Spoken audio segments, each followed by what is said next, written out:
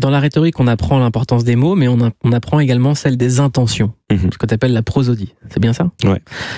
Est-ce que la musique, finalement, elle parle pas avec de la prosodie? Est-ce que lorsqu'on entend un solo de guitare, un riff, qu'on entend un solo de trompette, c'est pas, la musique ne peut pas également parler, simplement, sans voix? Si, bien sûr, et moi je pense vraiment qu'une partie de ma passion pour la rhétorique vient de ma sensibilité à la musique. C'est-à-dire que on s'en rend pas compte, mais quand on parle, et je dis bien quand on parle avec notre voix, en réalité on chante. C'est-à-dire que on a un rythme, on a des silences, on a une intonation, on a un volume, et tout ça, c'est les caractéristiques de la musique tout simplement. Et donc évidemment que travailler sa rhétorique, travailler une prise de parole, ça se travaille comme de l'improvisation musicale, en soignant ses silences, en soignant son rythme, en donnant beaucoup d'intention. Et de la même manière que tu peux avoir des longs solos de jazz qui sont totalement désincarnés et qui sont simplement de la démonstration technique de quelqu'un qui dit, vous avez vu, je sais jouer beaucoup de notes, tu peux avoir des orateurs qui vont te faire 50 métaphores et puis derrière il y a rien et il y a pas d'intention et il y a rien qui passe et tu t'ennuies. Et de la même manière, tu peux avoir des solos beaucoup plus simples, en quelques notes à peine, des solos de blues, de B.B. King, de tous les grands bluesman, jazzman, et là en quelques notes il te touche au cœur. Et de la même manière, tu peux avoir en rhétorique des discours très simples, mais très justes, qui vont nous parler directement. D'ailleurs, c'est souvent les phrases les plus simples qui ont marqué l'histoire. I have a dream, je vous ai compris. Oui, c'est vrai. Et pas de la même personne, hein. c'est pas les mêmes. C'est vrai, c'est des phrases justement qui n'étaient pas alambiquées, qui n'étaient pas empoulées. Et en fait, c'est surtout, tu vois, quand tu écoutes I Have a Dream de Martin Luther King, le discours il est intéressant parce qu'en réalité il est hyper technique. Quand tu l'écoutes dans son intégralité, c'est des anaphores à n'en plus savoir qu'en faire, c'est des métaphores qui s'enchassent les unes dans les autres. C'est hyper virtuose. Mais en fait, cette virtuosité, tu la vois presque plus. Tu la vois plus du tout d'ailleurs, parce que tout ce qui se passe, c'est que tu te prends un discours en pleine tête. Et c'est pareil pour la musique. C'est-à-dire que Gary Moore, dont on parlait là, le morceau il est archi virtuose, mais en fait la virtuosité tu finis par plus la voir. Tu te prends juste ses émotions en plein visage. Et de dans cette mesure, pour moi, travailler la musique et travailler la rhétorique, c'est exactement la même chose. Il y a également le chant. Quand on écoute par exemple le chant lyrique, ça traverse les époques en fait, et les émotions, qu'on comprenne ou pas la langue, nous touchent. Oui, c'est vrai, bien sûr. C'est le chant lyrique. On rejoint vraiment les deux parce que c'est l'art de transformer ta voix et ton corps en un véritable instrument. Et d'ailleurs, c'est intéressant parce que le chant lyrique, c'est une technique qu'on utilise aujourd'hui dans l'opéra, évidemment. Bon, pour les oratorios, pour la musique sacrée. Et en fait, quand tu y réfléchis, elle a totalement disparu ou quasiment disparu de la musique contemporaine. Alors que en fait, c'est un instrument comme un autre. Et moi, j'aimerais voir revenir des morceaux de pop, de rock ou de rap avec des refrains chantés en chant lyrique, tu vois. Je pense que ça pourrait être hyper intéressant. Il y a quelque chose à explorer et qui n'est pas du tout exploré.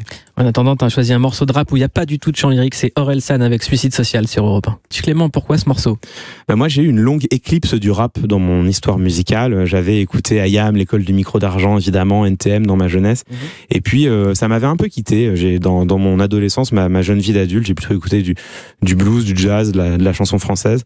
Et j'y suis revenu, là, il y a quelques années, par ce morceau d'Orelsan, que moi je connaissais pas du tout Orelsan. J'avais vaguement entendu qu'il y avait une polémique et qu'il aurait dit des choses bizarres, et bon, j'en étais resté là, je m'étais dit bon, ça a l'air d'être un mec pas fréquentable. Et puis on me fait écouter ce morceau et comme beaucoup de gens, hein, j'ai été percuté de plein fouet. Je trouve que on parlait de justesse. Voilà, Suicide Social, c'est à la fois virtuose et hyper juste. C'est-à-dire qu'il y a pas une phrase qui touche pas en plein cœur.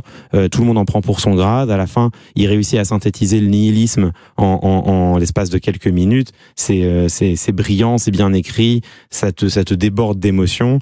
Et en fait, pour moi, ça a été une porte d'entrée. À partir d'Orelsan, j'ai redécouvert tout le reste que j'avais loupé. J'ai redécouvert Youssoupha, Kerry James, et puis Medine, et puis Alpha One, et puis PNL, et puis bon, derrière, j'ai un peu... T'es arrivé chez Click, et puis voilà. Et puis voilà, et puis après, je suis arrivé chez Click, et là j'ai continué. C'était la porte ouverte à toutes les fenêtres. Absolument. Mais et aujourd'hui, je considère que dans le rap, il y a certains des textes... le rap, justement, c'est peut-être la musique, je sais pas si tu seras d'accord avec moi, mais qui de la manière la plus évidente, la plus manifeste, réussit à mêler rhétorique et musique. C'est-à-dire que on est dans un travail rythmique qui est archi musical, qui est archi complexe d'ailleurs, et puis avec des textes qui aujourd'hui, pour moi, font partie des textes les mieux écrits de la production en langue française aujourd'hui. C'est-à-dire que, tu vois, quand tu regardes les figures de style utilisées par les rappeurs, tu tombes sur des figures de style complexes, sur des rimes polysyllabiques, des chiasmes, des doubles inversions, etc. Et ça, quel homme politique ou femme politique est capable d'écrire comme ça aujourd'hui? Bien peu. Et moi, je considère que la richesse rhétorique du rap est souvent bien supérieure à celle qu'on trouve dans les discours politiques actuels. La rhétorique, est-ce que c'est aussi un moyen de sortir de sa condition? Parce qu'on on l'enseigne pas à l'école, la rhétorique. Est-ce que ça pourrait permettre de combler des problèmes comme l'assignation en résidence, typiquement quand on sort d'un certain collège, lycée, ou même des fois d'une école primaire, si elle est mal sectorisée, on peut avoir une assignation en résidence. On peut se dire, bah non, ce CV il vient de là, le mec qui sort de telle école, la note de cette école est pas dingue. Est-ce que la rhétorique peut permettre de changer ça? Bien sûr. Bien sûr, c'est même la principale question que tu poses là. C'est-à-dire que le langage, c'est la première source d'inégalité. Et le langage, c'est le premier instrument de domination. C'est-à-dire que tu parlais d'assignation à résidence et bon, on a souvent parlé des transferts de classe, par exemple. Et c'est vrai que quand tu fais cette expérience-là, il y a beaucoup de choses que tu peux modifier dans ta vie assez facilement. Tu peux modifier ta manière de te vêtir, ta manière de te comporter. Tu peux même commencer à modifier tes goûts culturels. Tu peux te dire, bon, bah là, il serait bien que j'écoute un peu de choses dites savantes, du jazz, voire de la musique classique. Bon. Reste que le moment où tu ouvres la bouche, la manière que tu as de parler, le vocabulaire dont tu disposes, la structuration de tes phrases, de tes arguments, tout ça, tu l'hérites en grande partie de tes parents. Et c'est une des choses qui est le plus difficile à acquérir. Et moi, c'est la raison pour laquelle, pour moi, l'enseignement de la rhétorique est à ce point crucial. Parce que on peut enseigner tout ce qu'on veut si on n'apprend pas à tout le monde à argumenter de la même manière, si on met pas tout le monde à armes égales sur le terrain du langage, la société démocratique restera un vœu pieux, un idéal qu'on invoque sans aucune conséquence.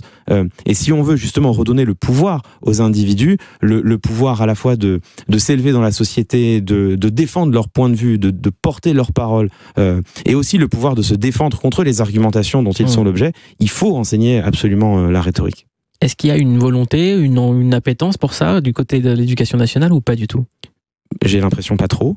C'est vrai qu'en ce moment, on a le grand oral du bac, évidemment, qui fait beaucoup parler et qui pourrait donner l'impression qu'on est en train d'aller vers davantage de partage de ce savoir rhétorique. En réalité, moi, je pense qu'on va vers le partage d'un savoir oratoire. C'est-à-dire que le grand oral du bac, pour l'instant, tel qu'il est conçu, on apprend aux gens à faire de belles présentations PowerPoint pour qu'ils soient efficaces en réunion. Alors c'est bien, ça gomme déjà une partie des inégalités.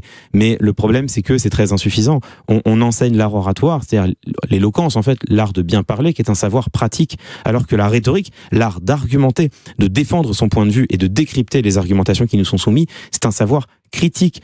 Ça forme des citoyens à l'esprit critique et qui donc deviennent dangereux pour le pouvoir. Et ça, j'ai l'impression qu'on n'a pas trop envie de l'enseigner. À partir de quel âge on pourrait apprendre la rhétorique? Alors moi, je porte une proposition qui est politique, donc pour le coup qui est politique, donc discutable. J'explique que on enseigne la philosophie pendant un an à tous les lycéens et toutes les lycéennes en terminale.